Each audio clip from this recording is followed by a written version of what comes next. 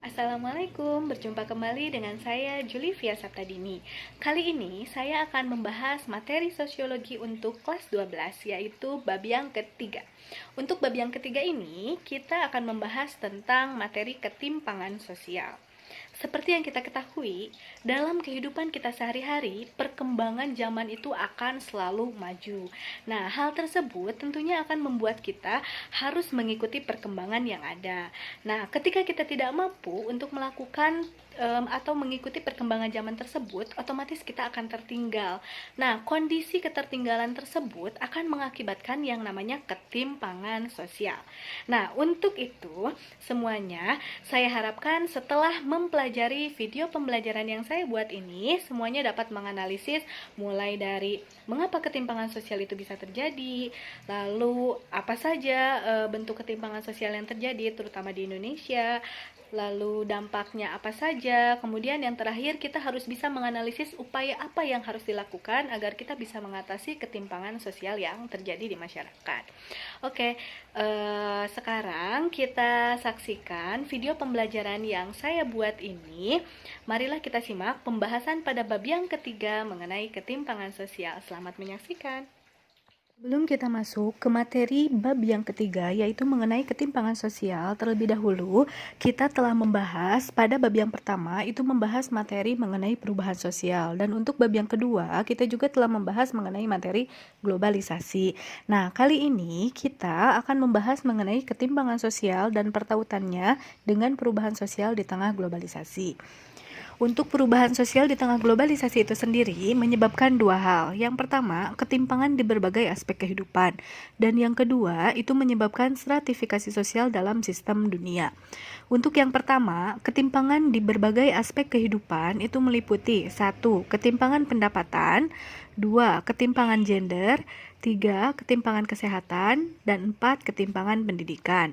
Nah, hal ini mengakibatkan yang namanya dampak terjadinya ketimpangan sosial. Dampaknya itu sendiri bisa berupa kemiskinan, keterlantaran, ataupun keterpencilan dan ketertinggalan.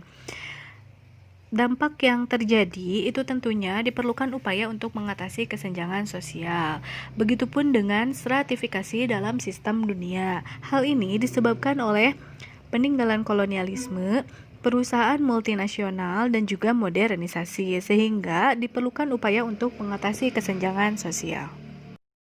Baiklah, sekarang kita mulai masuk ke materi yang pertama, yaitu mengenai ketimpangan global. Di sini, menurut ahli sosiologi, yaitu Paul Collier, di sini beliau membahas bahwa negara berkembang itu sering mengalami masalah berkurangnya sumber daya alam dengan cepat, pemerintah yang tidak efektif, ataupun konflik internal yang berkepanjangan, perang, dan pembangunan ekonomi yang tidak maksimal. Ketimpangan global yang berikutnya, yaitu di sini terlihat pada gambar mengenai perang. Perang di sini, perang yang berkepanjangan antara negara Israel dan Palestina menjadi sorotan dunia, sangat melanggar HAM, bahkan banyak memakan korban sipil, terutama anak-anak dan wanita. Contoh ketimpangan global yang lainnya juga di sini banyak fenomena yang terjadi di masyarakat di dunia. Ada juga masyarakat di Mozambik yang memakan belalang yang mereka anggap sebagai udang terbang.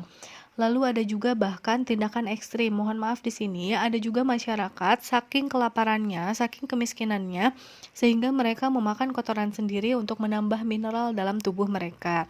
Dan ada juga para ibu yang berpura-pura merebus batu untuk meyakinkan anak-anaknya bahwa ia sedang memasak, sehingga anaknya itu bisa tertidur pulas karena saking lamanya menunggu ibunya memasak. Hal tersebut memang sangat miris.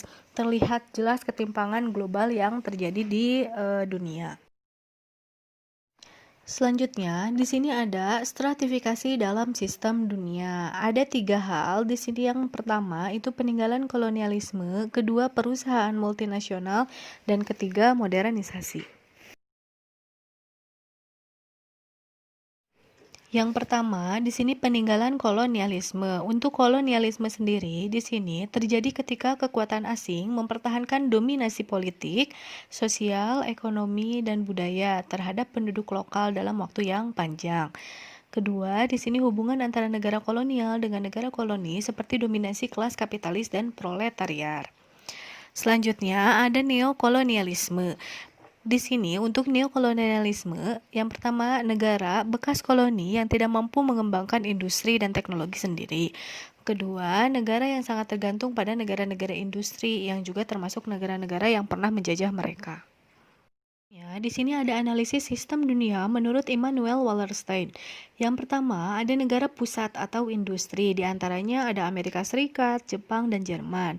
Kedua, itu ada yang disebut sebagai negara semi pinggiran, yang terdiri dari Israel, Irlandia, dan Korea Selatan. Dan yang ketiga, ada yang disebut dengan negara pinggiran, yaitu Asia, Afrika, dan Amerika Latin. Sehingga di sini muncullah yang namanya teori dependensi, yang artinya negara berkembang yang sudah maju perekonomiannya akan tetap lemah dan tunduk kepada negara pusat dalam jalinan ekonomi global. Berikutnya, modernisasi. Modernisasi membuat masyarakat cenderung menjadi urban, terdidik, dan menjadi masyarakat industri. Mereka juga mulai menggeser pola kekuasaan tradisional, yang awalnya orang tua dan tokoh agama, ke otoritas baru seperti pejabat pemerintah. Terus di sini untuk modernisasi juga ditandai dengan adanya Unilever, yaitu merek produk asing yang sudah tidak asing lagi di negara Indonesia. Untuk yang pertama, yaitu mengenai ketimpangan pendapatan. Di sini, orang yang berpendapatan tinggi dengan orang yang berpendapatan rendah tentu akan nampak kesenjangan, mulai dari cara memenuhi kebutuhan sehari-hari, kesehatan, hingga gaya hidup dan tempat tinggal. Untuk poin C, kita di sini akan membahas mengenai ketimpangan sosial di Indonesia. Untuk ketimpangan sosial di Indonesia itu merupakan kegagalan dari konsep pembangunan yang berorientasi pertumbuhan. Di sini bisa berupa ketimpangan pendapatan, ketimpangan gender, ketimpangan kesehatan, dan juga ketimpangan pendidikan. Dampak terjadinya ketimpangan sosial itu ada 3. Yang pertama kemiskinan, kedua keterlantaran, dan yang ketiga keterpencilan atau ketertinggalan. Dampak ketimpangan sosial yang pertama yaitu kemiskinan.